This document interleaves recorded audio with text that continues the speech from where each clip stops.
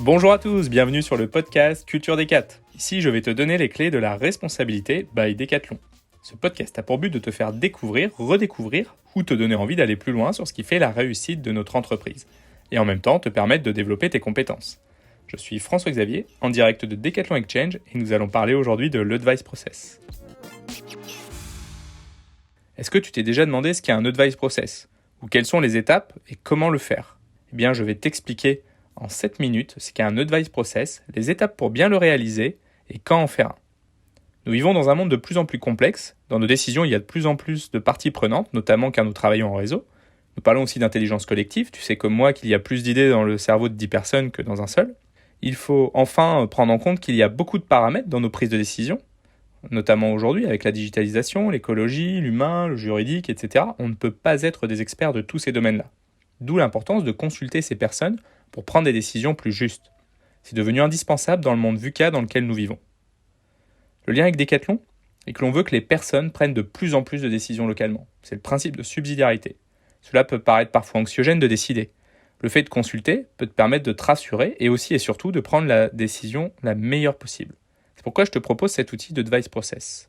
C'est une démarche qui permet au plus grand nombre de personnes de les aider à prendre une décision en consultant, en demandant ou en écoutant l'avis d'autres personnes impactées, mais aussi en sollicitant des experts du sujet à traiter. Quand on prend une décision, il y a des impacts. Il faut s'assurer que ces impacts génèrent des choses positives.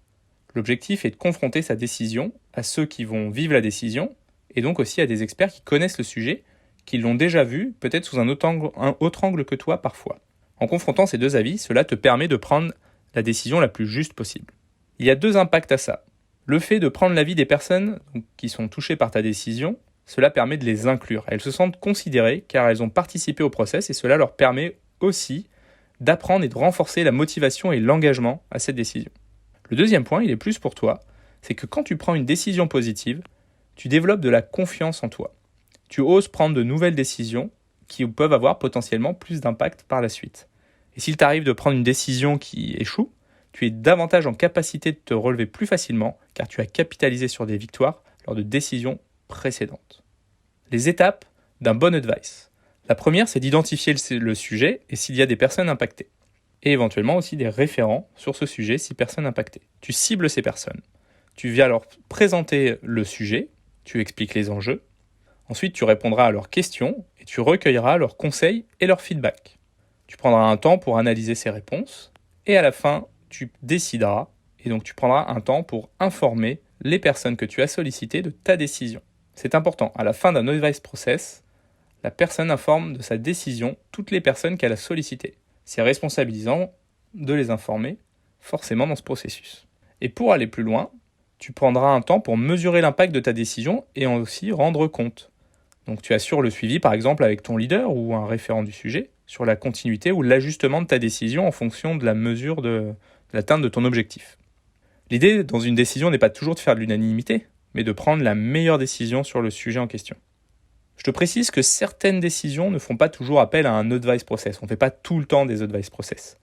Par exemple, s'il y a une procédure qui est déjà mise en place ou une situation d'urgence, tu peux être amené à décider seul. Exemple, quand il faut évacuer un magasin, tu as été formé pour ça, il y a un process et une situation d'urgence, donc tu peux décider seul. Sache que tu peux faire un advice process dans toutes circonstances, mais la démarche sera plus ou moins lourde en fonction de l'impact de ta décision. Si tu changes tout un projet ou une stratégie, il va y avoir beaucoup de personnes impactées dans le processus. Donc le processus d'écoute sera plus long, car tu auras certainement plus de personnes à écouter.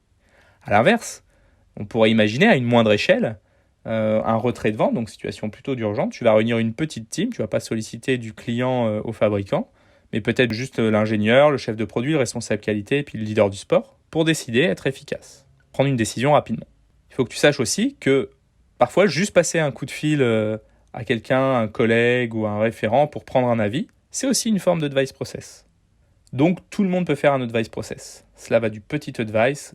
Si tu dois, par exemple, changer les produits de ta TG, tu vas demander à un collègue, comme à un advice plus élaboré, par exemple, le recrutement d'un leader.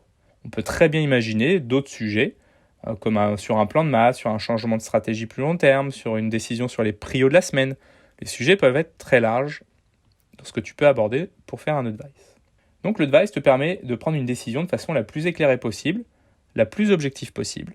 Et pour compléter cette sollicitation d'avis, moi je t'invite aussi à utiliser de la data, des données, des chiffres qui pourraient renforcer ta décision, en plus de l'écoute des personnes donc impactées et des experts.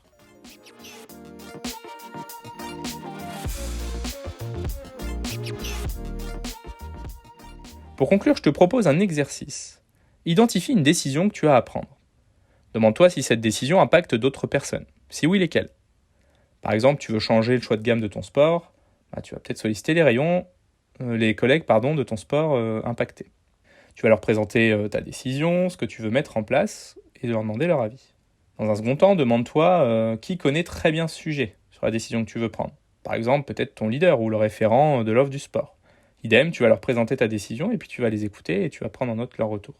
Après ces 2 temps, tu as du coup tous les éléments pour prendre ta décision qui sera la plus gagnante possible.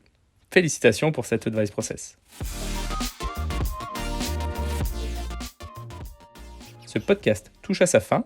Si tu l'as aimé, n'hésite pas à le partager autour de toi. En tout cas, j'espère qu'il t'a donné envie de faire un advice process sur ta prochaine décision impactante. Je te donne rendez-vous pour mon prochain podcast Culture des 4 sur l'entretien individuel. À très bientôt.